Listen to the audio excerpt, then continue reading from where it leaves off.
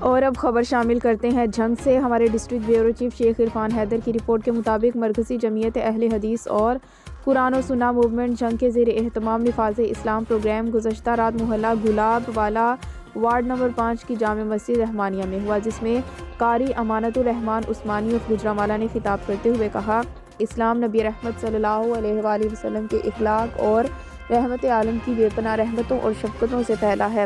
آج ہم مسلمانوں کے اخلاق بہت گر چکے ہیں، بیگانے ہی نہیں بلکہ اپنے عزیز و اقارب مسلمان ایک دوسرے سے نفرت کرتے اور دور ہوتے جا رہے ہیں۔ ہمیں اپنے نبی پاک صلی اللہ علیہ وآلہ وسلم کی سیرت اخلاق کو اپنانا اور عام کرنا ہوگا۔ علامہ عبدالرزاق ساجد فاضل مدینہ یونیورسٹی نے خطاب کرتے ہوئے کہا، دنیا میں رسوائی کی اصل وجہ قرآن و سنت کو پس پشت ڈالنا اور اس پر عمل پیرا نہ ہونا ہے۔ قرآن و حدیث کی تعلیم حاصل کرنے اور اس کو عام کرنے والے اس دنیا کے بہترین انسان ہیں۔